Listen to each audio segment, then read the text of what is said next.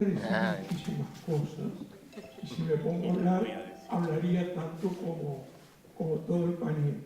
Así que voy a tratar de decir pocas. Y la primera es agradecer al director por haberme invitado, porque si yo no hubiera recibido una propaganda que viene del autor y no de una empresa de publicidad, tal vez no le hubiera dado importancia a venir a ver una película que no sabía que existía, etcétera, etcétera. Y le quería agradecer particularmente porque esa cámara, ese intruso, ese modo además particular de introducirse desde un punto de vista que no es el del docente, que no es el de un estudiante, que de algún modo busca ver lo que es posible ver, da una perspectiva que no es habitual para ninguno de los que miramos la educación, ni de adentro ni de afuera, y nos permite visualizar otras dimensiones de los problemas educativos que habitualmente no son los que se mencionan y que acá fueron presentadas varias de ellas. Entonces yo quería particularmente agradecer eso, agradecer el hecho de que yo por lo menos hace mucho tiempo que no veía una película con comentarios después, con posibilidad de participación del público, y creo que esto que hoy se hizo, con otras variantes se debe poder hacer en el futuro para mayor impacto de la película. Y quiero agradecer que sea un documental de verdad, y no un documental que en realidad es un argumentario, como fue el año pasado esa película sobre la educación prohibida, que tuvo tanto impacto y que requeriría que se haga alguna sobre la educación que nos permitimos.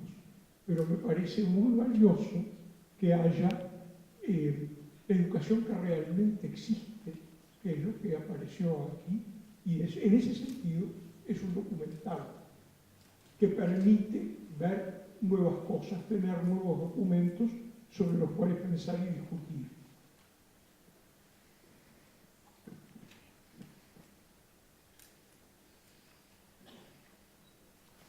Ahora empiezo. No, agradecer, sí es verdad lo que dice el señor, que fuiste tú el que nos invitaste, por lo menos a una gran mayoría por mail, sin mail, así que decía Federico Prich, así que supongo. Es el Federico Prich, por las dudas. Ahí está, ahí está. Me encantaría llevarme el mérito, pero no es mío. Lo siguiente era que sí me parece que se ve reflejado muy bien en la película, es la lucha que me parece que está teniendo el sistema y los docentes en particular. Yo soy estudiante de literatura en el IPA, y me parece que hay una lucha con las familias, en el sentido de que queda muy bien reflejado en la película cuando una de las chicas dice: estoy hablando por teléfono con el documental, una cosa así. La madre le pregunta: ¿con quién estás hablando? ¿No? Que muestra como un alejamiento, si bien la madre después no dice, no agrega más nada, pero como un alejamiento de la familia a qué es lo que pasa con el chico, cómo es el chico o lo que sucede dentro del sistema. No sé si es por falta de interés de las familias o porque quizá el sistema no les brinda a las familias las, entre comillas, soluciones que las familias esperan obtener, y que se le carga además, que además, claro, el sistema no puede resolver los problemas familiares, claro está, que también se ve en la chica que está en el ómnibus con la profesora conversando y dice: no sé qué voy a hacer con mis hermanos, no sé qué voy a hacer con mi vida, no sé qué voy a hacer con mi madre, que quiero que reaccione, ¿no? Y esas son cosas, me parece, que nosotros no estamos preparados, o tampoco se nos prepara desde nuestro entrenamiento como docentes para enfrentar esas situaciones y para dialogar con los chiquilines, ¿no? Y me parece que el sistema tampoco brinda soluciones a eso, en cuanto de que el pibe va a su casa y no sabe qué hacer, o tiene más responsabilidades de que por ahí debería de tener, Creo que esa es una de las falencias que el sistema tiene y que no las puede resolver, porque hay una lucha constante entre las familias y el sistema, y que termina a veces generando una suerte de violencia que por ahí se podría evitar buscando soluciones entre las familias y el sistema, y no cerrando la puerta, entre comillas también, hacia esas familias o los padres que quieren una respuesta y que por ahí no la tienen. El compañero allá en el fondo.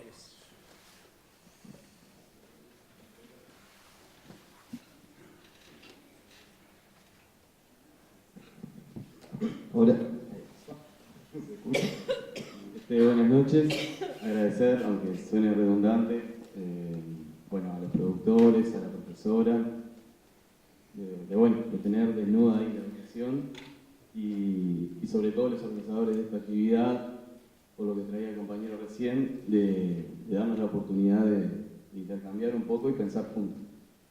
Y veo como en esta actividad también un poco de una clase, ¿no? Es decir, se presenta algo que recibimos, lo tenemos ahí como, lo robamos, lo escuchamos, y parece que después se complementa con el aporte del equipo, y ahora tenemos este espacio en donde podemos hablar y podemos mirarnos y podemos escucharnos y podemos enriquecer aquello que entendimos de diferentes lugares.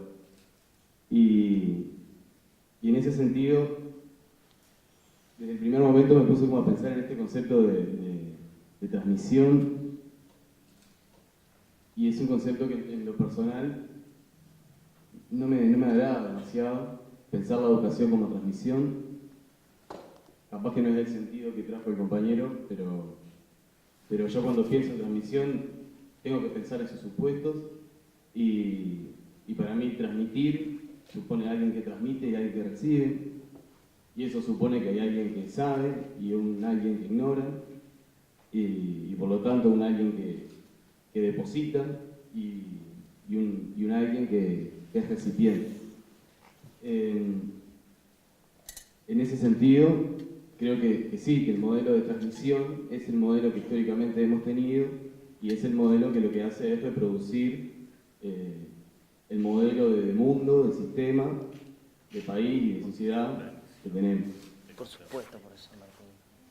Por eso me parece que la compañera que después trajo como otras ideas nos pone a pensar, y en esto que empezaba hablando de comentar, de hablar, otra forma de pensar la educación desde los actores que son los verdaderamente implicados en ese acto educativo, ¿no? Los docentes, los estudiantes, y no aquellos tecnócratas que sabemos que piensan la educación desde la reproducción y por eso elaboran determinados programas y por eso arman los planos de los edificios liceales con determinada estructura. La compañera preguntaba, ¿este modelo de centro sirve, es actual, es válido?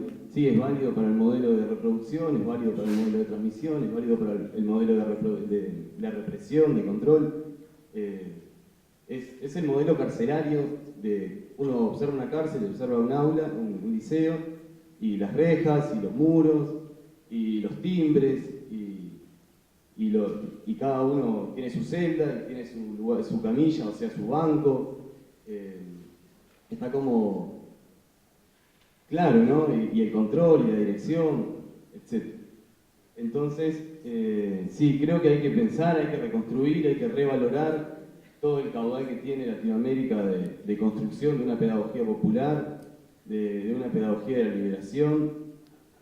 Tenemos en nuestro país y en toda América Latina grandes pensadores que además de pensar, y esto es lo más importante, llevaron a la práctica esas acciones, las hicieron desde ese lugar, aprendieron, armaron su teoría en el hacer con la gente, y creo que está ahí la clave. Por eso me parece importante pensar el aula como esto, como no una transmisión, sino como un encuentro y una construcción de saberes que se construye entre todos y que parte de valorar a ese otro y a esa otra que es el estudiante y la estudiante que está en el aula, que tiene sus saberes, que tiene su contexto, y en esto de pensar también cuando enseño, bueno, si enseño matemáticas, si enseño literatura, filosofía, lo que sea, no puedo estar enseñando el texto sin el contexto, y no se trata solamente de enseñar a multiplicar o de enseñar una ecuación o una fórmula, sino qué es lo que está por detrás de eso y qué es lo que implica en el mundo hoy, qué sostienen esa fórmula y esos números. Entonces, creo que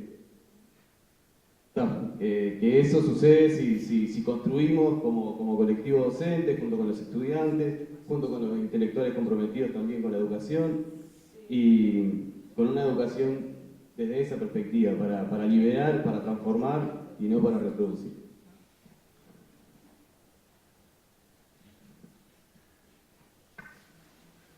Pablo quería ahora hacer un comentario, pero capaz que si hay algún compañero o compañera más ahí en la platea, después volvemos. Yo quería hacer un comentario más desde la práctica cotidiana, ¿no? Como para ayudar también a pensar un poquito esto. Yo soy profesora de historia en un liceo y trabajo en la biblioteca en otro liceo, ¿no? Y tengo como las dos miradas, desde el aula y fuera del aula, docencia directa e indirecta, y eso me permite una amplitud de miras interesantes. Yo, trabajo con pocos chiquilines en la biblioteca porque es un trabajo voluntario. En la biblioteca no se pasa lista, no se pone nota, entonces hay otro vínculo también, más voluntario. De 800 chiquilines que tiene el Liceo 64, yo trabajo con menos de 100, podría decir. 80, 70, que son los que van más o menos frecuentemente a la biblioteca. Pero más allá de eso, yo noto que ellos llegan pidiendo cosas para hacer, ¿no? Tienen juegos de caja, juegan al ajedrez, al trivia, tienen siempre alguna actividad. Hemos formado delegados que vienen muchos pidiendo, bueno, ¿qué notificación hay que dar a la clase? Informan, hacen carteleras. Se nota que en la medida en que se les da determinada tarea u objetivo, ellos se movilizan, ¿no? Entonces, el tema del aburrimiento me ha llevado a pensar que tiene que ver más con las condicionantes socioculturales en las que estamos inmersos. Porque hay una búsqueda, es un producto. El joven aburrido, de alguna manera, es el ciudadano pasivo que se convierte en consumidor y no reclama, ¿no? Y compra lo que le venden y no se queja. Entonces me parece que es muy funcional a la sociedad en la que estamos viviendo. Una discusión que yo vengo teniendo hace años con compañeros es: los liceos no son guarderías. ¿Estamos de acuerdo? ¿No? Son centros de enseñanza. Ahora, estoy de acuerdo con lo que plantea Emilia Viscardi con respecto a que en la mayoría de los casos son prácticamente el único centro de nucleamiento de esos jóvenes, y muchas veces ellos vienen a contraturno y las adscriptas los andan correteando, ¿no? Diciéndoles, bueno, si no tienes clase, andate, y en realidad ellos vienen porque justamente buscan ese lugar de referencia, de identificación, de encuentro. Es real que no tienen otro. Entonces me parece que necesitamos pensar también lugares que complementen a los liceos para ese tiempo libre, para esos espacios de encuentro, de recreación, que no tienen que ser estrictamente dentro de la estructura del liceo. ¿Tá? Y eso lo dejo para que lo piensen.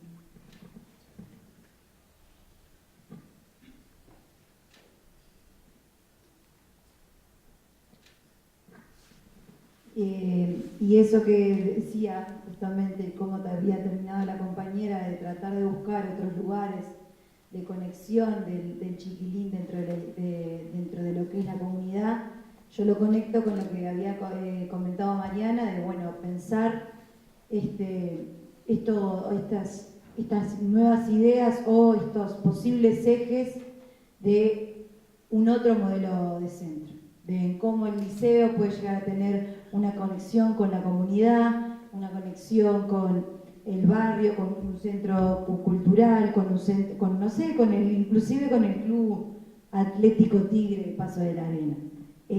Yo, por ejemplo, estoy dando ahora a Francisco Espínola en Paso de la Arena, y solo una alumna de 4 terceros, o sea, aproximadamente tengo 30 por un grupo me dijo, Francisco Espínola es el nombre de la biblioteca de nuestro barrio. Solo una, ¿no? De chiquilines que son de Paso de la Arena, un poco más, un poco menos, pero que bueno, que nacieron y que vivieron toda su vida allí. Entonces, me parece que yo conecto mucho lo que decía Pablo y Mariana. Me parece que en eso de la relación del pasado con del pasado con el presente y de ese presente enlazando con ese futuro, no existe o caduca en los alumnos porque el modelo del centro hoy no responde. Y el modelo del centro hoy no responde, y ahí conecto un poco con lo que decía la otra compañera, porque la realidad económica, política, hoy por hoy, no responde a lo que el URI asiste al liceo y genera y promueve y quiere. Hablamos de adolescencias y está claro que la adolescente de hoy responde a determinados condicionantes que exigen pensar al menos en ciclo básico, otra manera de encarar la educación. Porque si no pasamos a escolarizar netamente y no a llegar a un proceso de educación y inclusive de interiorización y bueno, de que el gurí salga del liceo diciendo, algo me dio, algo me formó, algo generé.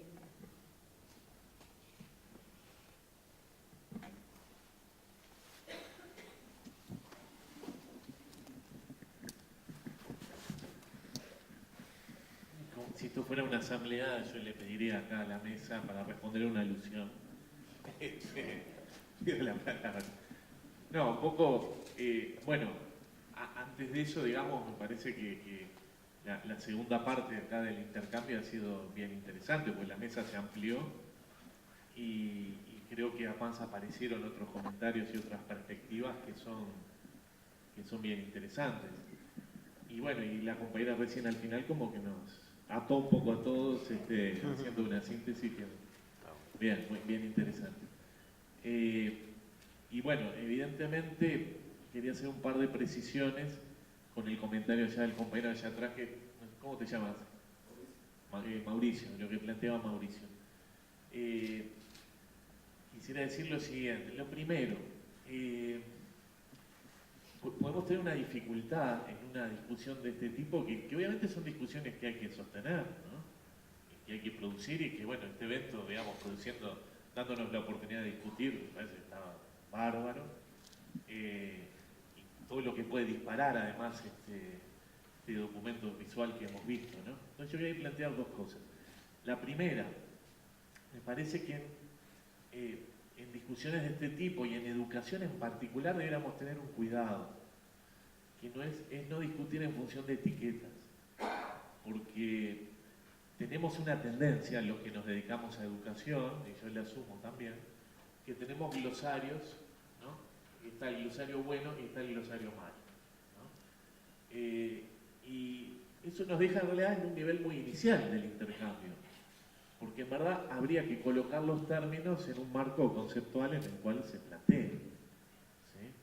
Porque es así donde cobran sentido. A mí me pareció que en el planteo que yo hice, digamos, intenté hacerlo, quizás no fui claro, dejaba claro cuál era la idea de transmisión que estoy planteando, que sigo sosteniendo me parece central, que claro, no es como lo leyó Mauricio, por eso digo, capaz que no fui claro, la idea de la concepción tradicional de comunicación, digamos, que se trabajaba hace mucho tiempo, hay un emisor, hay un comunicado y hay un receptor y esto es unidireccional, ¿no? Bueno, y creo que en el planteo que intenté hacer no estaba esa idea, pero sí voy a insistir en el término, transmisión. La cultura se transmite. Existen generaciones, las nuevas generaciones no vienen hechas, necesitan de las generaciones adultas y necesitan de eso que las generaciones adultas les ponen a disposición, ¿sí? Que es un acumulado histórico, una herencia cultural, una mayor experiencia. Necesitan esto para constituirse como sujetos, no se constituyen solos, ¿sí? A esto le llamo transmisión. ¿Qué características tiene la transmisión en este sentido, que es la transmisión de la cultura? Bueno, justamente tiene la característica de que en sí, como obra completa y total, es imposible. Siempre algo de esto que se transmite, en el acto mismo de la transmisión se subvierte, siempre el otro entiende otra cosa, siempre el otro hace algo con eso que recibe. ¿Por qué? Porque evidentemente no es un sujeto vacío, ¿sí? Es un sujeto que puede significar, y en la distancia entre uno y otro, y eso que se pone a disposición, ¿sí?, se constituye un sujeto. Entonces, la idea de una transmisión como operación absolutamente transparente y unidireccional sería la idea de poder constituir un clon, ¿no? Yo vendría, transmitiría una cosa y el otro quedaría constituido a partir de eso. Bueno, afortunadamente muchas disciplinas, y entre ellas particularmente el psicoanálisis, nos han enseñado que esto es imposible. Afortunadamente imposible. Porque es el sueño de todo pedagogo autoritario. Yo te voy a constituir como sujeto, ¿no? Todos quienes hayan leído, por ejemplo, el Frankenstein educador de Philippe Mérieux, verán esta misma idea, ¿no? La idea de querer constituir al otro plenamente siempre genera un monstruo. Ahora, esto no significa que uno no tenga algo para transmitir al otro. Y este es el punto que a mí me interesa. El trámite de la herencia cultural que nos corresponde por derecho no puede ser hecho si no es en relación con los adultos y con una responsabilidad fundamental que tienen los adultos, que en la educación toma una forma peculiar, que es la de poner ese legado a disposición. Esto no quiere decir autoritarismo, esto no quiere decir el desarrollo arbitrario de una acción, sino quiere decir la satisfacción de un derecho. Por eso digo, si tendremos que tener cuidado en estas discusiones, porque podemos terminar sosteniendo como revolucionario o transformador una práctica profundamente reaccionaria, que es la de negar la transmisión de un legado. ¿Sí? Ahora, sostener la transmisión, como me parece se ve en la película en muchos momentos, a ver, dijo esto, estoy poniendo a disposición, dijo esto, vos con eso vas a poder hacer algo, pero primero yo te lo tengo que decir. ¿Sí? Este es el punto que a mí me interesa poner. Cuando dimitimos los adultos de esa responsabilidad, dejamos a las nuevas generaciones solas. Y cuando las dejamos solas a su única posibilidad, cometemos una terrible irresponsabilidad. Bueno, está el texto, seguramente muchos habrán leído, de Hannah Arendt, ¿no?, La crisis de la educación, donde justamente sostiene esta idea. Cuando no ponemos al otro como adultos, al otro a disposición, aquello de la cultura que se ha construido históricamente, lo estamos dejando solo. Si lo dejamos solo, no se constituye como sujeto. Ahora, el otro hará algo con esto que nosotros no controlaremos.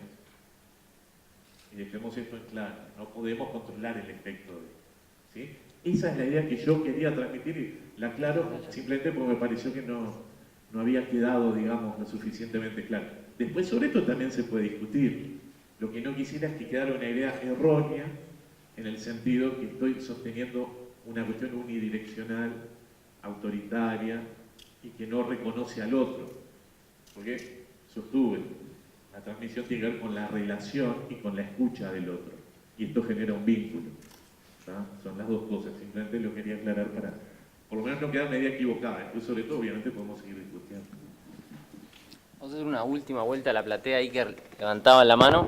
Sí, pero Pablo dijo lo que yo iba a decir, que era no dejar cerrada la discusión. Claro. Esa es la opinión de Pablo, no es la opinión de la autoridad. No. Y vale la pena seguirla discutiendo. Ahora sabemos lo que Pablo piensa, y a partir de eso sigue abierta la discusión. Es lo único que podría decir, Mauricio. Bueno, pero eso era... Sí. Sí, efectivamente, son de las cosas que a mí me gusta discutir. Porque Pablo insiste y yo no estoy completamente de acuerdo, Pablo. Yo que quería cerrar. Efectivamente, no, para que quede No, claro broma, que la la broma. discusión queda abierta. Creo que sí, Pablo, pero creo que esa transmisión está fallando terriblemente hoy. Y no solo porque hay efectivamente la verdad que la palabra sistema no me gusta. Profesores, lo voy a decir así sencillo, que abandonaron esa tarea, que bajaron los brazos, pero no solo por eso. Porque hay muchos profesores que sí insisten y no funciona tampoco. Y creo que ahí hay que dar vuelta a la cosa, Pablo, hay que escuchar más. Hay que escuchar más a los gurises, tratar de entender más, tratar de además pensar que ellos tienen cosas para transmitirnos también, Pablo. De hecho, hay escenas preciosas en la película cuando el mundo del trabajo entra por un momento en el aula, ¿no? Pero es el aula de literatura, entonces no, es una anécdota en realidad. El mundo del trabajo, cuánto ganan en la intendencia sin haber estudiado, habiendo estudiado, etcétera, cuánto el mecánico, el otro, y está buenísimo ese rato. Ahora, ese rato tuvo un espacio en la clase de literatura. ¿Tiene un espacio en los liceos? Yo creo que no. Y si el mundo del trabajo no entró en los liceos, tenemos un problema. Porque es un mundo que le importa a los gurises. ¿Será poniendo la materia trabajo que ganaremos? No, creo que no va por ahí. Pero algo hay que repensar de cómo conectan todas las cosas. Nancy lo logró en ese rato. Y se dio la conversación. Ahora, yo tengo siempre la sensación de que esas conversaciones son buenísimas, pero un poco laterales. Siempre están un poco, no son el centro, no son nunca el centro. Y si en los liceos, adolescentes, pensando, entre otras cosas, en qué van a hacer con su vida, el trabajo no es asunto, o es asunto porque algún profe lo logró un poco por casualidad, un poco porque intuye bien que tiene que tener un lugar, tenemos un problema. Y de eso saben una cantidad de cosas. Entonces, me parece que hay algo que reconstruir en este vínculo educativo, donde sí la transmisión importa, y negarse a compartir esa herencia es un problema muy serio, y en eso estoy de acuerdo. Pero me parece que están fallando por los dos lados. Están los que se niegan, o bajaron los brazos, no es que se nieguen, ¿no? Lo hacen a veces de un modo tan burocrático que esa herencia nadie la puede recibir. Si yo lo único que te obligo es a que repitas como lorito algunas cosas de esa herencia en el examen, obviamente no funciona. Pero están los que, aún sin bajar los brazos, intentan, y hay algo que siguen sin conectar con la cotidianeidad de los gurises, sigue sin darle al otro tampoco auténticamente la palabra, que no es la palabra para ver qué pensás vos de lo que yo digo, que esa es la palabra habitual del liceo, sino qué pensás vos. Y cómo eso se integra al diálogo educativo.